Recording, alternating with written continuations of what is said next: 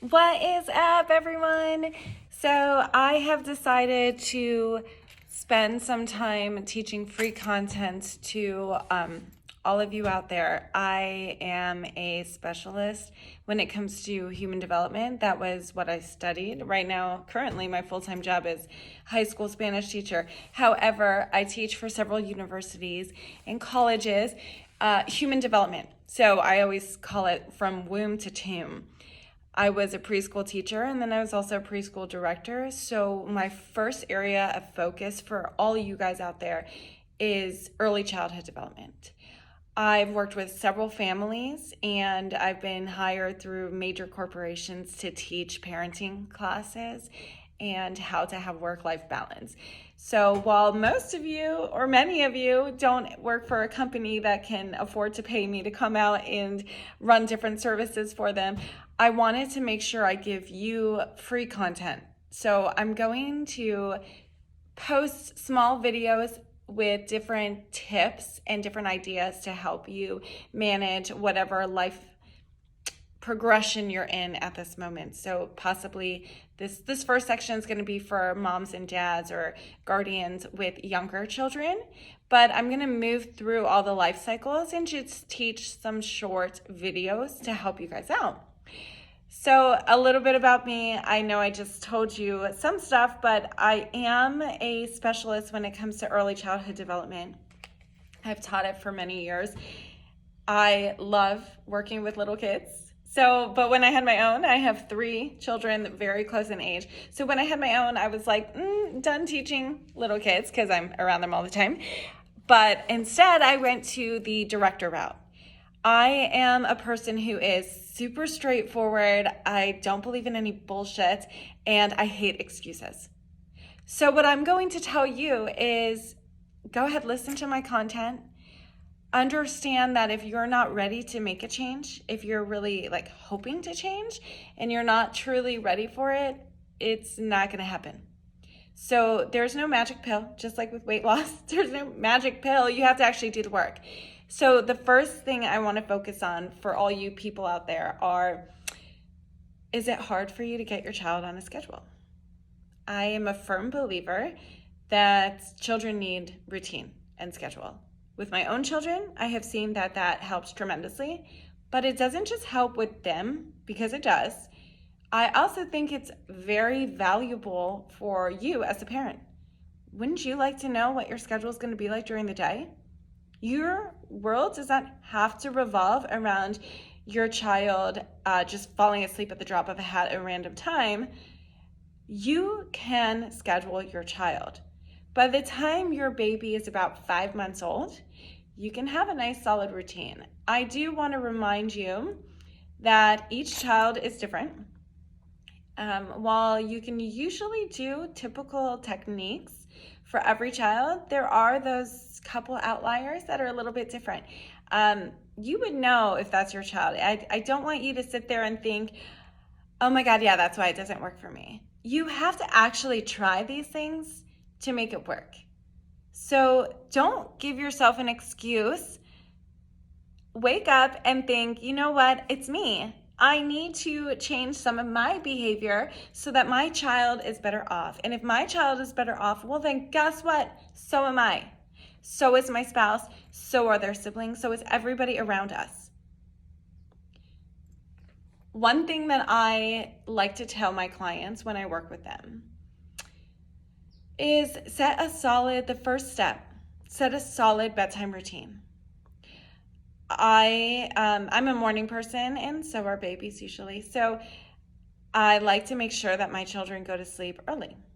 And when I say early, when they're little, I mean it's 7 o'clock. They're in bed at 7 o'clock. I understand sometimes you're traveling, or sometimes it's a holiday, or people are around. And sure, there are those couple times where you can't stick to that specific schedule, but for the most part, you want most of your days exactly the same. As humans, we rely on our bodies knowing what's coming next. You don't want your child falling asleep at the table. That's a sign that they're extremely exhausted and not understanding when they're going to get some sleep.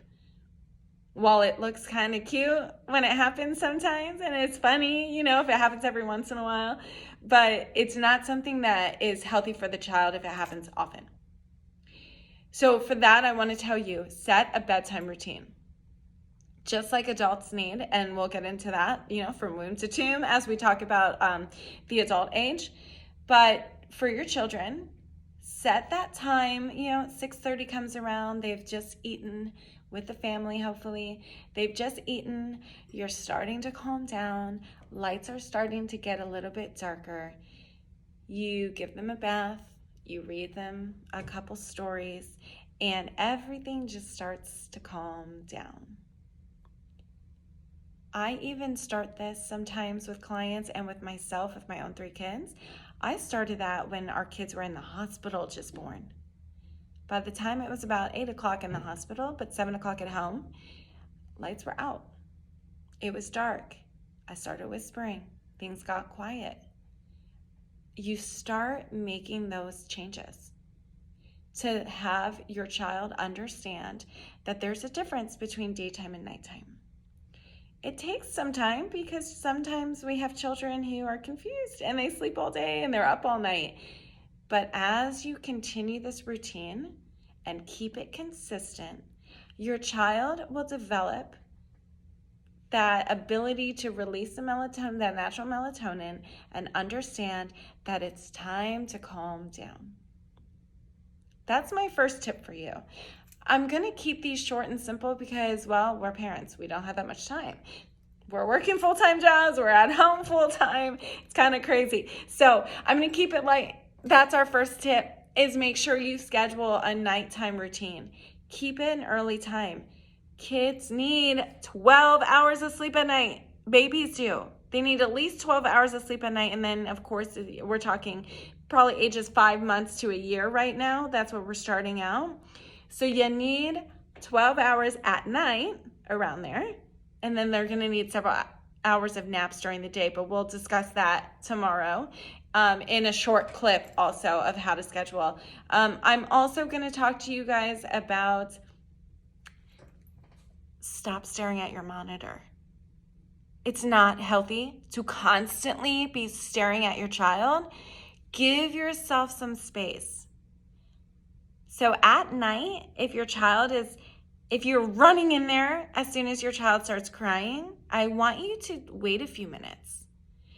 I usually instruct clients, so what I'll do with my clients is I'll stand on the phone with them, especially because I work with people all over the country, and I'll say, okay, what I want you to do, go in, put your child to bed, give him a kiss, talk calm, be happy, spread love, almost first period here, and keep them calm through your feelings.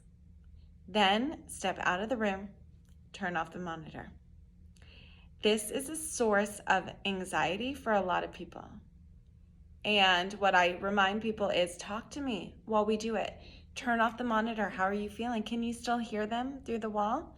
The answer is always yes. Yes, they can hear them. Okay. Is there anything that can get in your child's way in the crib? No. Is your child going to crawl out of the crib? No. Okay, so let's give it some time. Find a friend that you can talk to step away from the monitor a little bit and give yourself that break from all that anxiety of staring at your child, wondering what's going to happen. A philosophy I live by, beside everything that I've studied and all the psychologists that I've studied throughout college, is what did your great-grandparents do?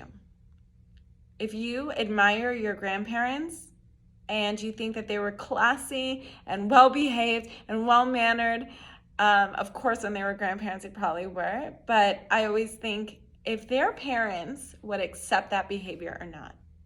What did their parents do? They didn't have monitors. You can look in quickly.